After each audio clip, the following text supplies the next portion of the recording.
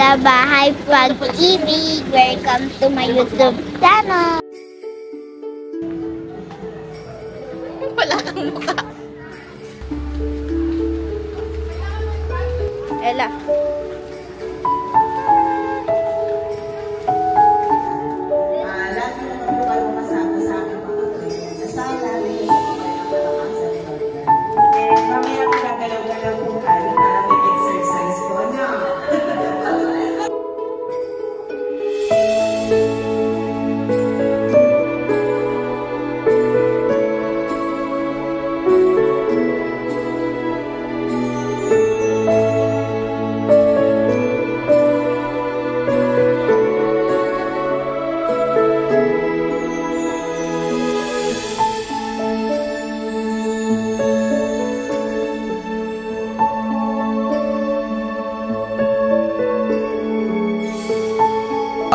Masaya siya kasi nakapagbigay tayo ng magagandang kalooban para sa mga matatanda na minsan silang bisitahin, pero siyempre siguro special sila sa araw na to, lalo na magpapasko.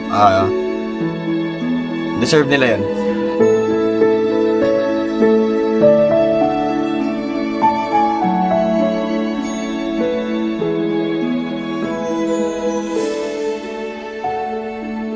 Christmas is a season of love, giving, and hope. But for the elderly at Bahay Pag-ibig, it can also be a quiet reminder of what they've lost: family, a home, and the warm embrace of their loved ones. In Bahay Pag-ibig, many elders can no longer stand or move on their own. Some are confined to their beds, longing for connection and reminder that they still matter. This Christmas, we were privileged to bring a little light into their lives.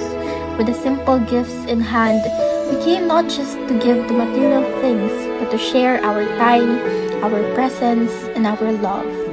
We realized that the true spirit of Christmas is in the size or the cost of the gift, but in the love and thought that comes with it.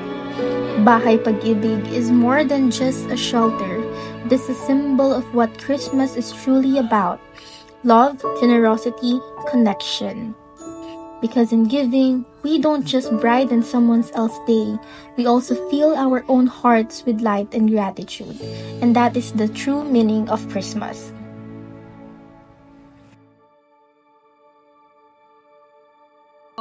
Masaya na nakaka-touch, tsaka madaming realization sa buhay. Parang mas na-realize ko na dapat nating palagaan yung buhay ng parents natin habang nandiyan pa sila. Tsaka na-realize ko din na parang hanggang sa pagtanda nila, hindi ko papabayaan or hindi ko hayaan na mapunta sila dun sa ganong situation. Parang na-inspire din ako na tumulong yearly. Yun nga yung sinabi ko sa mom ko, na parang kami ng asawa ko talaga willing na mixed emotions. Siyempre, first, grateful kasi syempre nakakatulong tayo sa ibang tao, especially sa mga pinuntahan natin sa Bahay Pag-ibig, mga lola at lola, and marami silang mga needs. And at the same time, nakaka-disappoint kasi syempre, parents yun, tapos biglang gano'n na lang yung nangyari sa kanila, yung iwan na lang doon, tapos gano'n yung mga situation nila doon. And ayun, pero nangingibabaw pa rin na grateful ako na nakakatulong ako sa naging part ako ng charity na yun, and happy and blessed naman sa experience ng Bahay Pag-ibig. Good and blessed kasi na-experience ko yung ganong charity program, and doon ko rin na-realize na sobrang blessed ko sa mga magulang ko na hindi ko sila hayaan na mapunta sa ganong sitwasyon pagtanda nila. Sobrang happy kasi nakatulong ako, and parang gusto kong magtuloy-tuloy pa yung ganong program. Nung una masaya nung may mga performance kasi makikita namin yung smile ng mga lola at lola.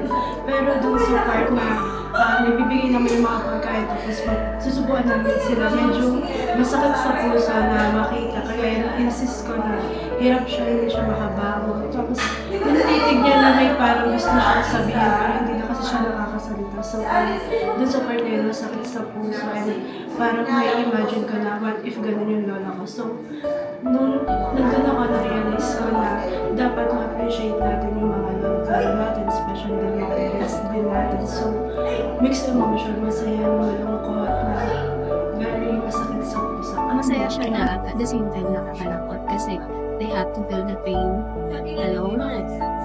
And syempre, may mga loneliness yung sa family na mga gano'n. Pain and loneliness, parang napupunan yun nung nakapaligid sa kanila. And parang naging eye-opener siya sa anong nangyayari sa akin na pag matanda na. Masaya. Kasi nakikita ko yung mga ngiti ng mga lola at saka lolo. At saka napagbigay tayo ng pasaya sa kanila. So, masaya kasi namigay tayong mga pangkain, mga tinapay at mga juice. At saka yung bata pa lang kami, pumunta na kami sa bahay pag-ibig. Happy and sad. Happy dahil after pandemic, nakabalik tayo uli doon, nakapagbigay tayo ng konting saya. Sad dahil wala na yung mga ibang matatandang nakakasama natin noong unang pagpunta natin doon. Yun lang. Happy kasi nakita ko yung mga old faces na nakita ko na nakasmile dati nung pandemic. At sad din ako kasi may mga old faces akong di nakita, mga gusto kong makita nandun. Yung favorite ko yung nagdo-drawing. Pero wala na daw siya doon. Kaya, pero grateful pa rin naman ako kasi nakabalik tayo doon at saka nag-give tayo ng happy blessings. Ganun. Masaya ako dahil nakita yung mga matatanda masaya. And masaya din ako dahil nakatulong sa ibang tao.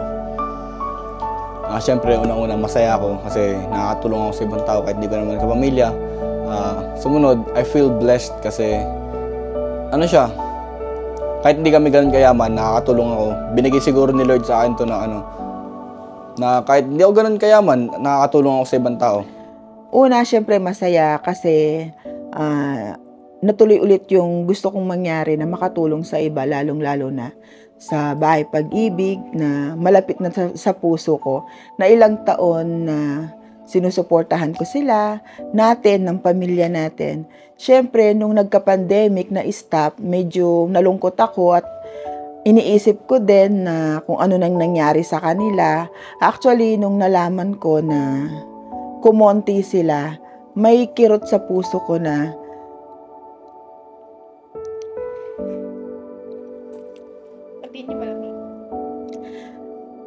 hindi ko na nakita yung mga dati na pinagpa-pray ko yung kalakasan nila dati.